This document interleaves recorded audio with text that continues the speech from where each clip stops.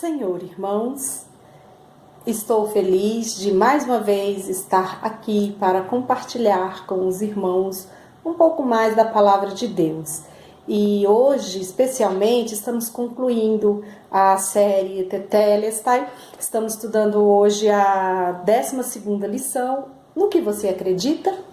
E antes de darmos continuidade a esta lição, vamos orar, falar com o Senhor e pedir a direção do Espírito Santo de Deus.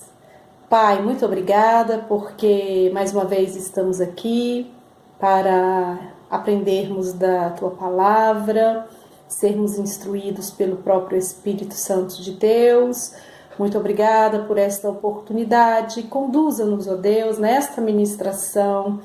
Fortaleça-nos, orienta-nos e nos capacita para fazermos cada dia mais a Tua obra de uma forma excelente para a glória do Teu nome e edificação do Teu reino. Eu te peço e agradeço em nome de Jesus. Amém. No que você acredita é a lição de hoje. Para muitos, essa é uma das lições mais importantes, se não a mais importante, porque depois de estudarmos todos os capítulos anteriores, alguém pode entender a necessidade de tomar uma decisão por Cristo. Ele pode ver a carência que ele tem de manter ou de começar um relacionamento pessoal com Deus. E também para muitos que já conhecem a palavra de Deus, essa lição ela pode mostrar ou ao abrir o entendimento da realidade, da simplicidade, da importância e do poder do Evangelho do Senhor Jesus Cristo. Então, quando os irmãos estiverem ministrando essa lição, ela tem uma dinâmica que vai fazer com que os alunos façam uma autorreflexão sobre a realidade deles, da vida deles em relação ao que eles aprenderam. Então é importante deixá-los fazer a reflexão na semana prévia a essa aula, em que eles vão estudar cada pergunta, e nesse dia especificamente dessa aula, aí eles vão expor a sua visão, o seu entendimento. Para isso, os alunos eles têm que ficar bem à vontade, né? E praticamente eles vão falar mais. E você vai fazer a aplicação de cada resposta aos versículos que estão relacionados àquela resposta. Então, vamos começar. São 7 perguntas. A primeira pergunta diz assim: você se considera um pecador? Aí você faz essa pergunta e aí a pessoa vai responder. Todas as pessoas do grupo vão ter oportunidade para responder. Depois que eles responderem, eles podem até falar assim: sim, eu me considero um pecador. Se eles entenderam bem todos os capítulos, eles vão de fato reconhecer que são pecadores. E aí você pode reforçar com o texto lá de Romanos 3:23, porque todos pecaram e estão separados da glória de Deus. Então, independente de quem seja, todos estão debaixo do pecado. Por quê? Todos nasceram pecador. E aí você pode reforçar lá com Romanos 5:12, que diz assim: portanto, assim como por um só homem entrou o pecado no mundo, e pelo pecado a morte, assim também a morte passou a todos os homens, porque todos pecaram. Então, todos nós somos pecadores. Então, você vai reforçar essa resposta com esse versículo. Todos nós nascemos pecadores. Nós todos desobedecemos a Deus. E não tem como sermos redimidos do pecado pelas nossas próprias obras, pelos nossos próprios atos ou por cumprir a lei. Porque Tiago diz, né, lá em Tiago 2,10, pois qualquer que guarda toda a lei, mas tropeça em um só ponto, se torna culpado de todos. Então, não tem esse que está livre do pecado, nem por guardar a lei. Então, é isso que vocês vão trabalhar com cada um nessa questão. Aí, nós temos aqui a segunda questão. A segunda questão é, segundo Deus, qual é o pagamento ou o salário do pecado?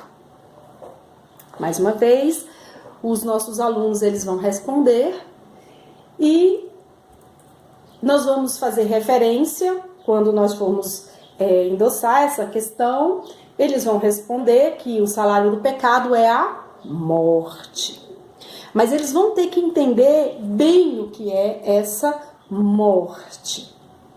Romanos 6,23 diz, porque o salário do pecado é a morte, mas o dom gratuito de Deus é a vida eterna em Cristo Jesus. Então, existe a morte física e a morte espiritual. Tanto a morte física quanto a morte espiritual são consequências do pecado. Quando Adão pecou no jardim, ele não morreu fisicamente na hora, até porque essa morte física passou a ser um processo, né? Ele não morreu na hora, mas ele já estava encaminhado para morrer fisicamente. Mas, imediatamente, quebrou-se ali o relacionamento dele com Deus e ali ele morreu espiritualmente, porque ele ali já ficou separado de Deus. E lá em Hebreus 9:27 explica um pouco dessa questão da morte física. Assim como aos homens está ordenado morrer uma só vez, vindo depois disso o juízo. Então essa aqui trata-se da morte física, morrer uma só vez. E existe a questão da morte eterna, que é a separação eterna de Deus. Você não precisa explicar, mas você pode fazer referência à parábola do rico e do Lázaro, que já foi bem explicada numa das nossas lições anteriores, que está lá em Lucas 16, de 22 a 31. E a questão da morte eterna. Apocalipse 26 fala dessa morte. Lá está assim, bem-aventurado e santo é aquele que tem parte na primeira ressurreição. Sobre esses, a segunda morte não tem autoridade. A segunda morte é a morte eterna. Então, sobre os santos, que são esses que foram resgatados pelo Senhor Jesus, que tiveram um encontro, que aceitaram esse sacrifício, o sacrifício remidor do sangue do Senhor Jesus, a esses não está mais reservada a segunda morte. Eles já passaram da morte para a vida. E também Apocalipse 21 diz, então a morte e o inferno foram lançados para dentro do lago de fogo. Esta é a segunda morte, o lago de fogo. Entretanto, para aqueles que estão afastados ainda da glória de Deus, para aqueles que ainda não tiveram um encontro com o Senhor, para aqueles que ainda não foram alcançados pela graça salvífica do Senhor Jesus Cristo, a esses cabe o lago de fogo e enxofre, que é a segunda morte, ou seja, a morte eterna, o distanciamento eterno de Deus. Essa é a segunda pergunta. Nós temos aqui também a terceira pergunta, que é assim: se você estivesse conversando com alguém e essa pessoa te dissesse, eu não acredito que Jesus é Deus, eu acho que ele foi apenas um mestre sábio, um homem bom e um exemplo a ser seguido, como você responderia? Eu não acredito que Jesus é Deus. Então, essa pergunta aqui está colocando em descrédito a pessoa de Jesus Cristo como Deus. E João 1:1 nos ajuda a dar essa resposta. As pessoas elas vão responder, né? Mas você pode endossar que no princípio era o verbo. O verbo estava com Deus e o verbo era Deus. Esse verbo aqui de João se refere ao próprio Senhor Jesus Cristo, que é o verbo encarnado, que é a pessoa de Jesus, do Filho encarnado. E ele estava na criação. Quando nós estudamos a primeira lição, nós falamos das três pessoas da Trindade: Deus Pai, Filho e Espírito Santo. Portanto, o Filho, ele é Deus, na pessoa do Senhor Jesus Cristo, que foi encarnado, o próprio Deus encarnado no meio da humanidade. O mesmo que estava na criação de todas as coisas, o mesmo que estava presente na criação do homem. Então, essa é uma explicação que pode ser dada.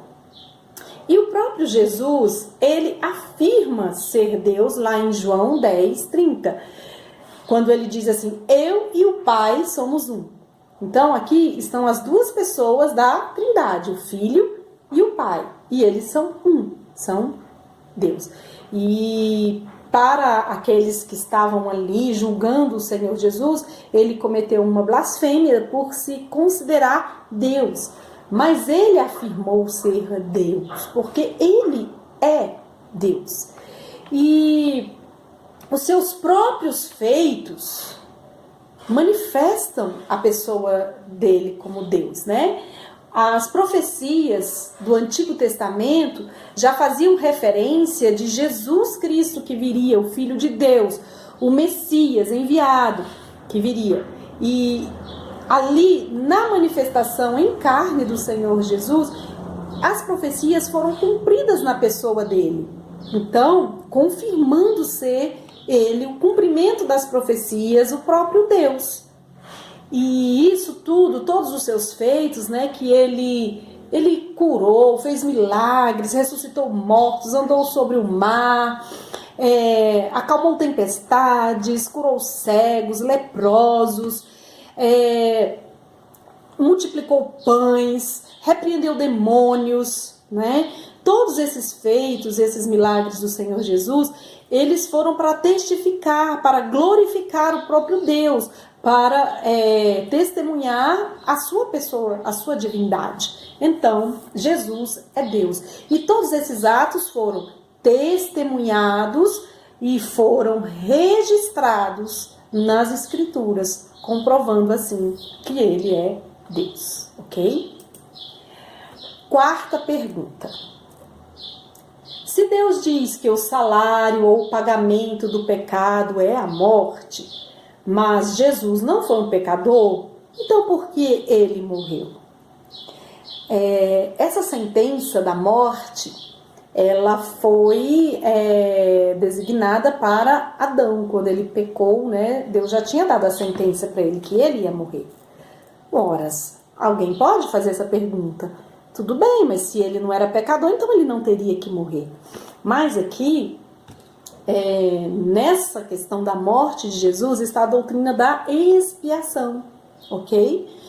Desde o princípio, um inocente, que no caso era o cordeiro, morria no lugar do pecador, para que o pecador fosse justificado por meio da morte do inocente, fosse purificado assim dos seus pecados. E para que toda a humanidade pudesse ser purificada, justificada, ser livre do seu pecado, um justo teria que morrer, um inocente, um puro teria que morrer, um perfeito, um cordeiro perfeito. E o único que foi encontrado perfeito, em condições de morrer no lugar da humanidade, foi o próprio Senhor Jesus Cristo, o Cordeiro de Deus que veio a este mundo. O Senhor Jesus, ele foi examinado pelo próprio Deus como sendo o Cordeiro perfeito no seu próprio batismo, né? Este é o Cordeiro de Deus, esse é o meu Filho amado, a quem eu tenho prazer. Assim se manifestou o Pai por ocasião do batismo do Senhor Jesus. E ele mesmo foi cumprimento das profecias, como sendo aquele que iria ser expiado no lugar dos pecados da humanidade, dos pecadores, certo? Então, ele morreu porque ele era o único capaz de substituir o homem para sua salvação e sua redenção. Nenhum de nós somos capazes de morrer por nós mesmos para a nossa própria salvação, para a nossa própria justificação, tá bom? Então, se os nossos alunos, eles entenderam bem essa lição, eles vão saber que essa lição da expiação é a resposta para essa questão.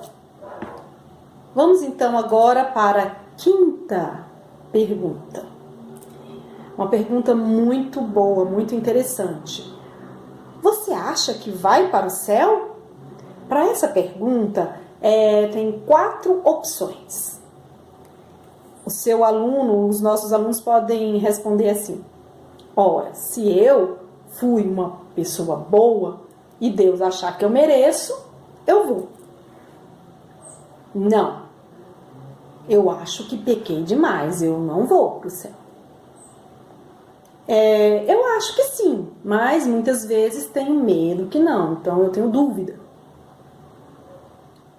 E a última resposta é sim, com certeza, eu não tenho dúvidas. Eu achei interessante que na nossa primeira classe, uma das nossas alunas respondeu assim, que eu vou para o céu, né? Se eu fizer as coisas corretas, se eu obedecer a Deus, se eu obedecer a palavra de Deus, eu vou para o céu. Na verdade, a obediência e fazer coisas corretas é um resultado da salvação. Aquele que é salvo busca agradar a Deus, busca obedecer a Deus, busca fazer o que é melhor para Deus, certo? Mas não é isso que vai salvar alguém. Se eu for uma pessoa muito boa, eu vou para o céu. Tiago 2,10 diz o seguinte: pois qualquer que guarda toda a lei, mas tropeça em um só ponto, se torna culpado de todos os outros itens da lei, não é isso? Então, ninguém consegue cumprir a lei na sua totalidade. Portanto, ninguém consegue se salvar por obras, por cumprir a lei, por obedecer a lei, porque ninguém obedece à lei totalmente. Sempre vai haver margem para o pecado. Então não é porque eu sou uma boa pessoa, porque eu sou obediente a Deus, é porque eu cumpro que eu vou para o céu. Não.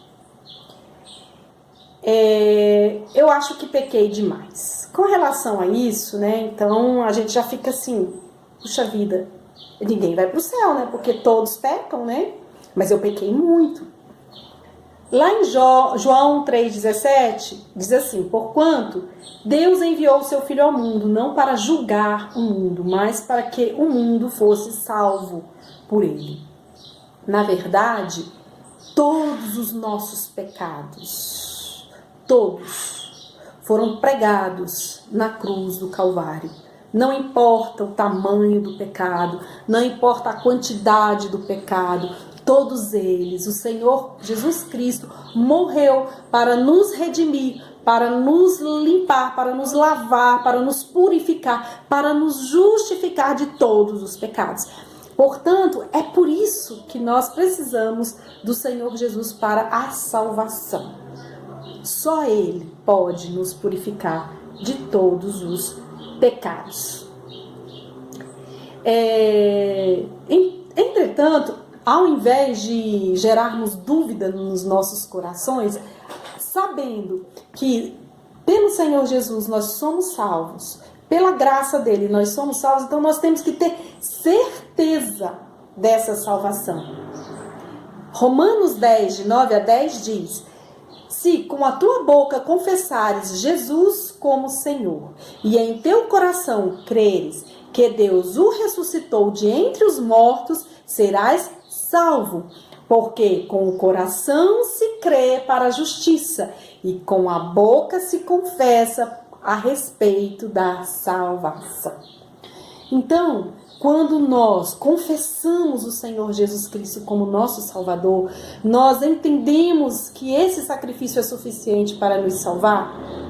Sim, nós somos salvos. Certamente somos salvos. E temos mais uma pergunta aqui.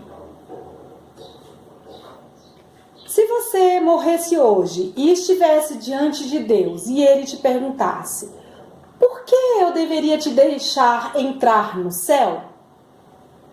O que você responderia? Por que você pode entrar aqui no céu? Essa pergunta é uma pergunta assim, muito reflexiva, né? Nós mesmos. Se essa pergunta fosse feita para nós, o que nós poderíamos responder? Na verdade, queridos, nenhum de nós merece o céu.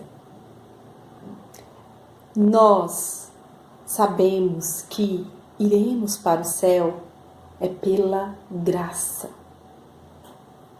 é pela bondade, é pela fidelidade, é pelo amor do próprio Deus para conosco. Porque Deus, Ele nos amou de tal maneira que enviou o seu único Filho para que todo o que crê não pereça, mas tenha a vida eterna. E Efésios 2:8, ele diz: porque pela graça sois salvos, mediante a fé. Isso não vem de vós, é um dom de Deus. A salvação, o céu, é uma dádiva, é um dom da graça de Deus para nós. E esse presente tão especial de Deus, esse presente tão maravilhoso de Deus é algo que nós podemos, ou que nós devemos louvar e agradecer a Deus todos os dias. Por causa dessa dádiva, por causa dessa graça, é que nós vemos que nós ainda temos muito o que dedicar a Deus. Muito o que louvar, engrandecer, tudo é para a glória de Deus. Então, nós precisamos ter essa consciência que a salvação para nós, apesar de nós não sermos merecedores, nós temos da parte de Deus por sua graça, amor, bondade e misericórdia. E depois de estudarmos todos esses pontos e chegarmos a essa conclusão, tem a última questão, que na verdade não é uma questão, aqui é o desfecho. Após terminar esse estudo, nós podemos fazer um apelo para os nossos alunos, para aqueles que ainda não confessaram a Jesus como Senhor, que o façam, que confesse o Senhor Jesus como Senhor e Salvador das suas vidas, reconhecendo que somente Ele, mediante o seu sacrifício, morte e ressurreição, é capaz de nos dar a vida eterna. E mais uma vez, você pode reforçar o versículo que está em Romanos 10, de 9 a 10, que diz que se com a tua boca confessares Jesus como Senhor e em teu coração creres que Deus o ressuscitou dentre os mortos, serás salvo. Porque com o coração se crê para a justiça e com a boca se confessa a respeito da salvação. Então, nesse momento aqui, é uma pergunta a ser feita. Você crê, conforme o que está nas Escrituras, conforme o que foi ensinado até aqui, que o Senhor Jesus, Ele é o nosso Salvador? Você crê no sacrifício do Senhor Jesus, que é capaz de salvar a nossa vida? Aí a pessoa vai dizer que crê. Se ele chegou até aqui é porque ele crê. Então, agora é o momento de confessar. Então, nesse momento, talvez a pessoa ela vai ficar assim, ainda assim, insegura. Não porque ela não crê, não porque ela não entendeu, mas é porque muitas vezes ela ainda está apegada às coisas da vida, ela ainda está assim, incerta dessa decisão, porque ela entende, né, que no entendimento dela, ela vai ter que começar a mudar a vida dela. E realmente vai ser um processo na vida dessa pessoa, né? E esse é o primeiro passo. Porque, na verdade, a pessoa, ela dando esse passo, claro que ela vai ter que buscar mais ao Senhor. Mas aí, esse processo de transformação, de libertação completa, de mudança, o Senhor Deus vai fazendo na vida daquela pessoa através da palavra. Então ela vai precisar sim buscar mais a palavra. Através da comunhão com o Espírito Santo vai começar a trabalhar na vida dela através da palavra, né? Mas é necessário sim que ela faça uma oração de confissão. Então, nesse momento, é importante se fazer essa oração de confissão. E aí, depois dessa oração, começa-se outra fase, né? Que é a fase de você, como instrutor desta pessoa, estar sempre acompanhando, convidando, orando com ela, conversando, esclarecendo as dúvidas e pedindo a Deus que complete a obra na vida dessa pessoa, né? E a lição é essa, graças a Deus, porque o Senhor tem nos dado vitória por meio do nosso Senhor Jesus Cristo. Que o Senhor Deus nos capacite a cada dia mais para que possamos alcançar muitas vidas através deste Evangelho, sabendo que os tempos são difíceis e nós precisamos aproveitar ao máximo o tempo. E que essas palavras também façam efeito na nossa vida, que a gente possa crescer cada dia mais nessas verdades e que as nossas vidas sejam edificadas mais e mais na palavra. Vamos orar e agradecer ao Senhor por tão grande privilégio. Deus, muito obrigada, porque até aqui o Senhor nos ajudou. Obrigada pelos teus ensinos, pelo que aprendemos, pelas tuas verdades. Obrigada pelo teu grande amor para conosco, um amor que nos resgatou, que nos salvou, que nos libertou. Um amor que está acima de todas as coisas. E que, Senhor, possamos também colocar o Senhor acima de todas as coisas nas nossas vidas. Que o Senhor possa cada dia nos transformar pela palavra. Que o Senhor possa cada dia nos preparar, ó Deus, para estarmos contigo na glória. Senhor, capacita-nos, aviva-nos, restaura-nos. Que o teu nome seja glorificado nas nossas vidas. É o que eu te peço, te agradeço. Em nome de Jesus. Amém. Amém, queridos? Que o Senhor Deus complete esta obra nas nossas vidas e que o Senhor Deus complete esta palavra nos nossos corações. Amém.